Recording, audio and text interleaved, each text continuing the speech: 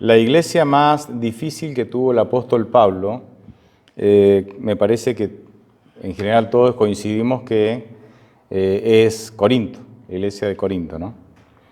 Hay algunos pasajes que son realmente tremendos, ¿no? Una iglesia que estaba, enclavada en una ciudad sumamente mundana, sumamente secular, ¿no? Con vicios, con pecados muy profundos y muy arraigados. Y se da en Corinto algunas situaciones, bueno, hay un caso de incesto en la iglesia de Corinto, ¿no? Que Pablo lo menciona, por dar un ejemplo así de muchas otras cosas que pasaban. Y esta que es la iglesia más difícil que tuvo que de alguna manera ministrar Pablo, es la iglesia con los mensajes más increíbles, o una de las cartas con los mensajes más increíbles. Es que es así, mientras más grande es el desafío, la gracia de Dios se manifiesta también con mayor plenitud, ¿no? Por eso Pablo mismo en Romanos dice que cuando sobreabundó el pecado, sobreabundó la gracia, ¿no? Y tiene mensajes increíbles. Incluso, a modo de ejemplo nada más, Primera de Corintios 13, que es la definición bíblica del amor, es una carta a quién, a los corintios, que son los más extraviados, los que más luchas tenían y los que más necesitaban entender el amor de quién, de Dios. Y para ellos gracias a ellos tenemos esa definición.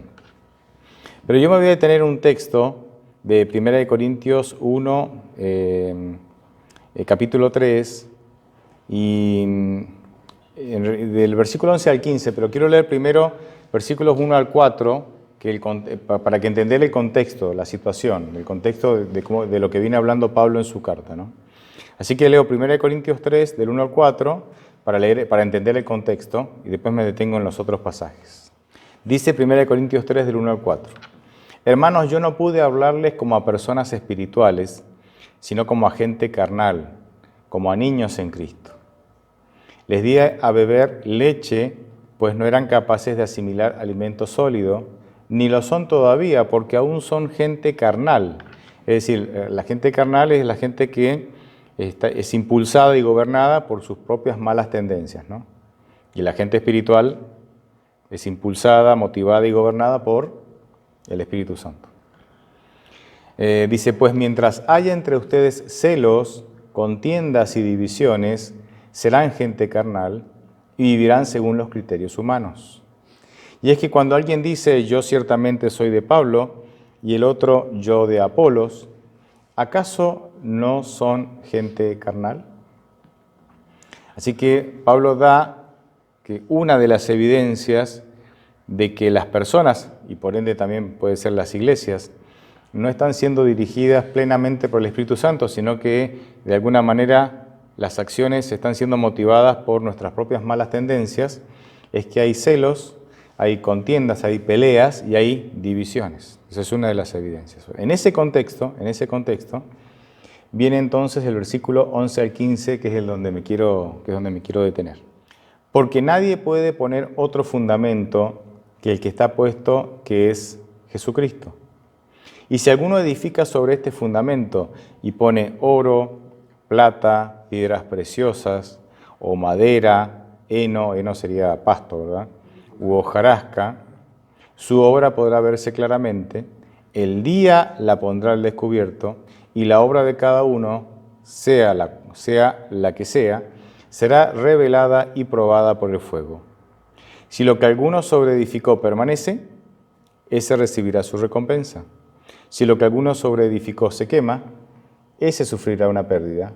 Si bien él mismo se salvará, aunque como quien escapa del fuego. Este pasaje me parece sumamente interesante, porque aquí describe dos grupos. Ambos grupos se van a salvar. Dice que ambos se salvarán, ¿sí?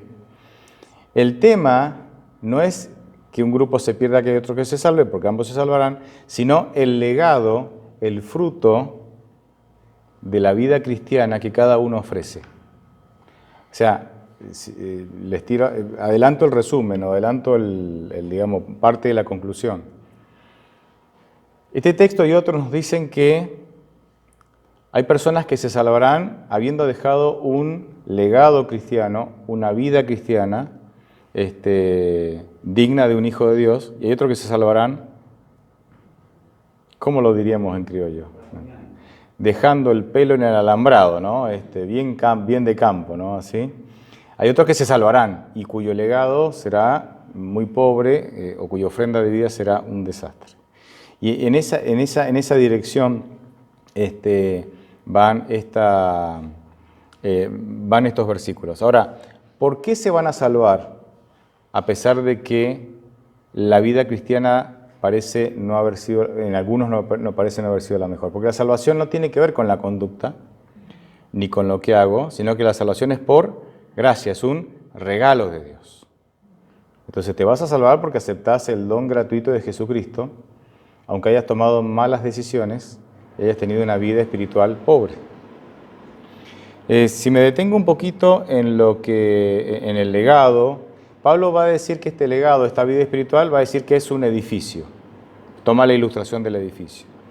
Va a decir que el cimiento, el fundamento es Jesucristo, y sobre Jesucristo nosotros vamos construyendo nuestra vida espiritual. Y entonces él dice que ese edificio, ambos grupos se diferencian, ambos grupos se salvan, pero se diferencian unos de otros por el material con que construyen su vida espiritual a partir de Jesucristo y su gracia. Unos dicen que construyen con plata, oro y piedras preciosas. Piedras preciosas serían mármol, en palabras de Pablo ahí, ¿no? Así que dice, algunos construyen con materiales simbólicos, ¿verdad? Oro, plata y mármol. Y esto de alguna manera representa la vida espiritual saludable que estas personas edifican a partir de aceptar a Jesucristo como fundamento de sus vidas y de fuente de salvación. Y otros dicen que construyen su vida espiritual con madera, heno y hojarasca, ¿sí? Y después, y que esto representa obviamente la vida espiritual en decadencia de estos miembros de iglesia o de estos hijos de Dios, que si bien han aceptado la gracia de Jesucristo salvadora, su vida espiritual no es buena. Ahora, ¿cómo dice el pasaje? Menciona cómo sabemos si nuestra vida espiritual es correcta, si estamos construyendo con los materiales correctos, si estamos teniendo una vida espiritual saludable. Y dice que el fuego lo prueba. El fuego lo prueba. Y es interesante que cuando se quema una casa, se quema lo que es combustible. Lo sólido, digamos, los cimientos, es decir, la parte sólida, no se quema. Así que Pablo creo que tenía esto en mente, que dice, cuando viene el fuego de la prueba, ahí se revela qué clase de vida espiritual tengo. Sí, todos somos salvos por Jesucristo, eso nadie lo duda, pero el fuego de la prueba revela qué clase de vida espiritual tengo, qué clase de relación tengo con Cristo, y ahí se ve la diferencia. Pedro, en sintonía con Pablo, en 1 Pedro 1:7 dice, pero cuando la fe de ustedes sea puesta a prueba, como el oro, habrá de manifestarse en alabanza, gloria y honra el día que Jesucristo se revele. El oro es perecedero y sin embargo se prueba en el fuego, y la fe de ustedes es mucha más preciosa que el oro.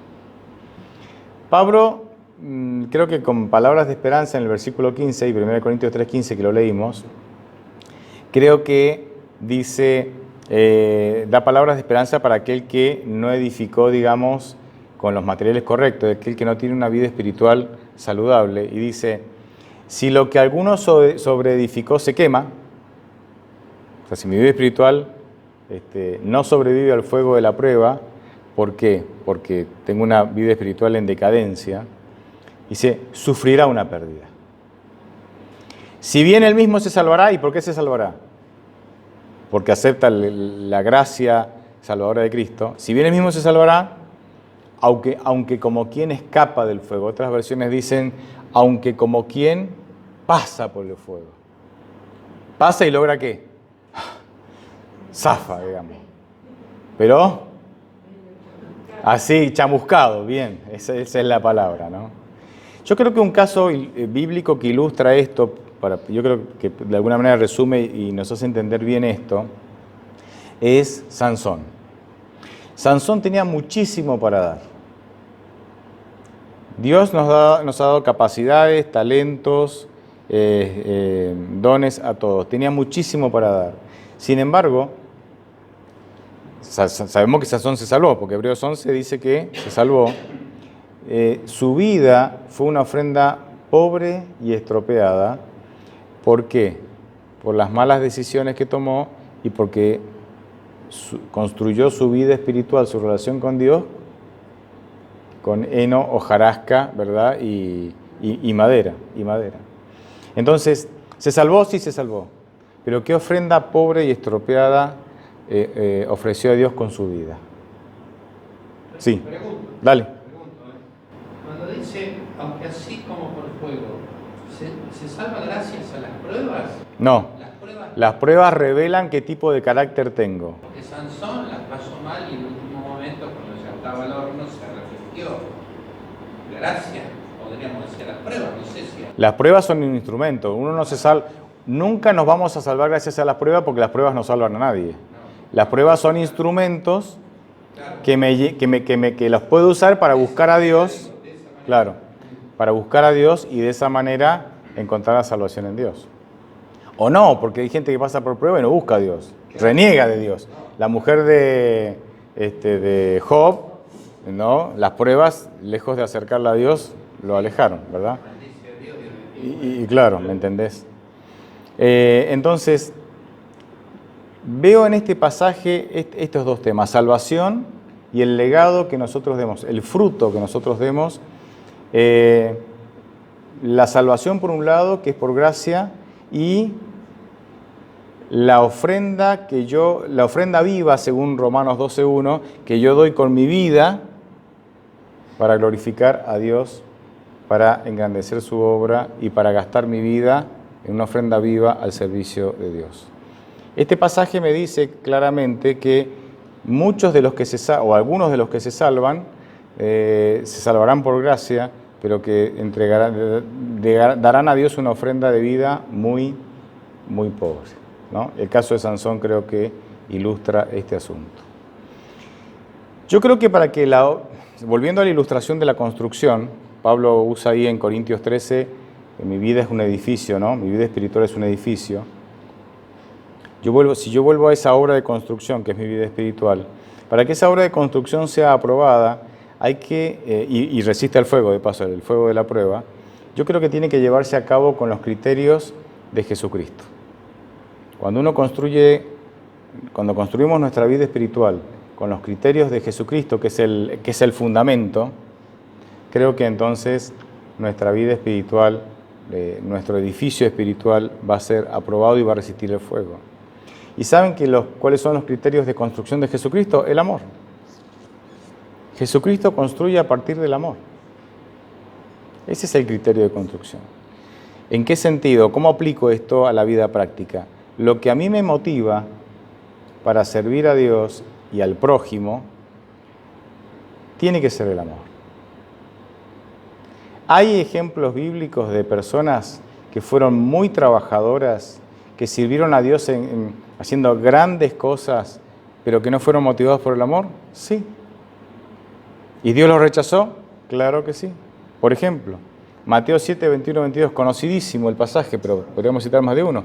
Dice, no todo el que me dice Señor, Señor, entrará en el reino de los cielos, sino el que hace la voluntad de mi Padre que está en los cielos. En aquel día, muchos me dirán, Señor, Señor, no profetizamos en tu nombre, y en tu nombre echamos fuera demonios, y en tu nombre hicimos muchos milagros, pero yo les diré claramente, nunca los conocí. Apártense de mí, hacedores de maldad. Y este pasaje tiene una aparente contradicción, pero que no es una contradicción, que dice, solo el que hace la voluntad de mi Padre irá al reino de los cielos, pero profetizar era hacer la voluntad del Padre. Sí, echar fuera demonios era profetizar, era hacer...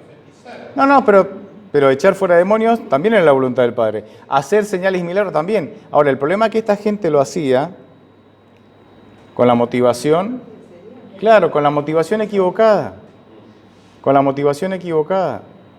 Porque nosotros, miren, Dios ha utilizado en la Biblia a personas y los ha utilizado como instrumentos para su obra, personas que no estaban para nada en sintonía con Él.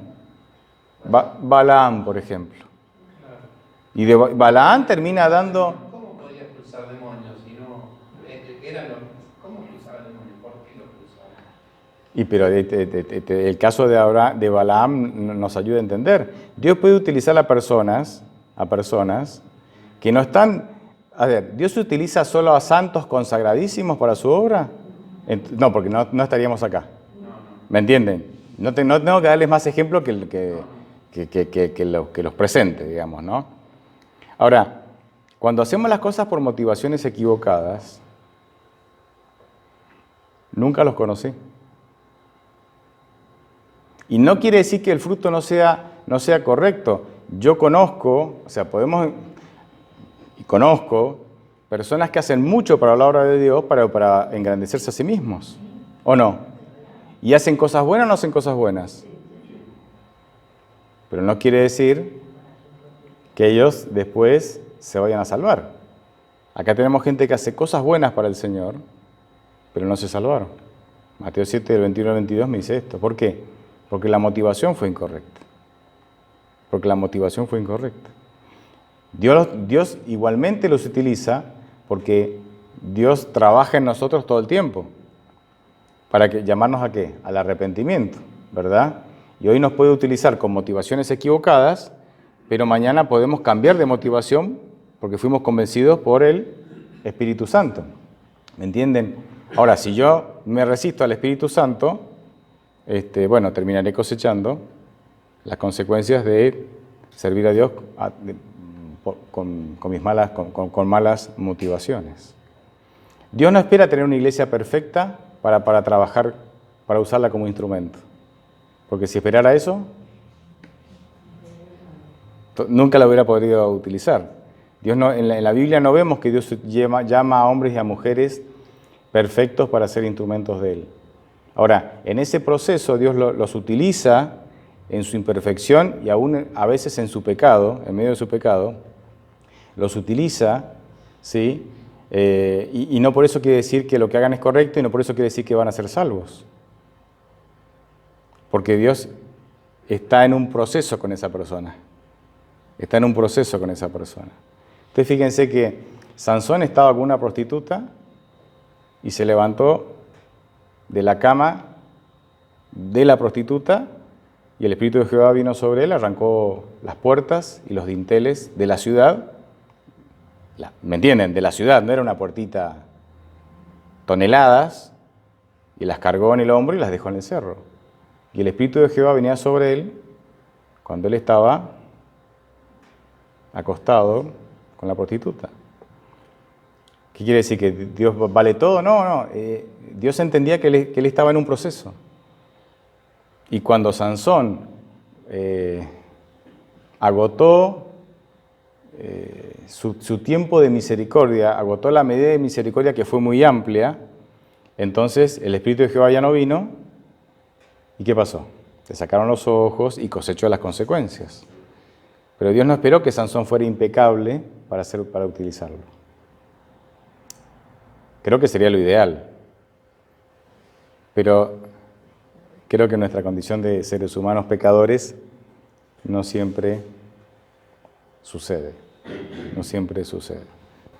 Ahora nosotros no podemos juzgar, entonces, porque lo único que ve eso es Dios, ¿no? ¿Y por qué crees que Jesucristo dice no juzguen? Porque con la medida que juzgan serán juzgados.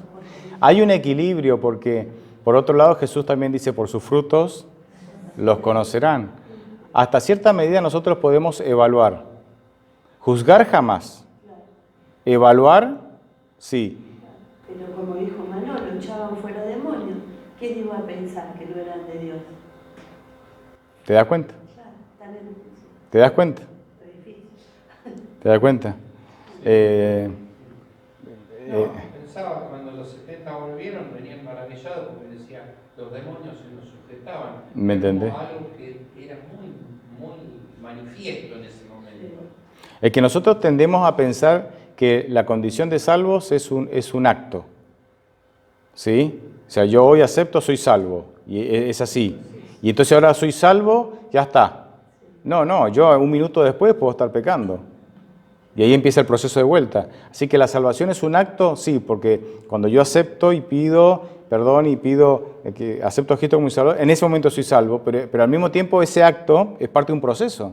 Porque yo todo el tiempo estoy luchando con mis tendencias pecaminosas. Todo el tiempo, es un proceso todo el tiempo. Presente continuo. Exactamente, es presente continuo, sí, exactamente. ¿Me entienden? Esto no es excusa para que nosotros, bueno, esto es un viva la pepa, hagamos lo que queramos, igual Dios, no, porque vemos el caso de Sansón. Jugó con la misericordia de Dios hasta que se terminó y bueno, y cosechó las consecuencias. Eso es claro. Y aparte hay múltiples llamados de parte de Dios al arrepentimiento, a volvernos de nuestros malos caminos, a aceptar sus caminos. Ese es el ideal de Dios y ojalá lo sigamos. Pero Dios no espera que seamos perfectos para utilizarnos, ¿no? Eso también es cierto y es innegable. Concluyo con la siguiente frase o, no sé, ilustración. Y vuelvo al concepto del edificio. Si nuestra vida espiritual es un edificio, es un legado. Nuestra vida espiritual es el fruto, es la ofrenda que yo le doy a Dios, no porque tenga mérito salvífico, sino solo que en Romanos 12:1 dice que yo tengo que ofrecerme como ofrenda viva para vivir para gloria de Dios, ¿no?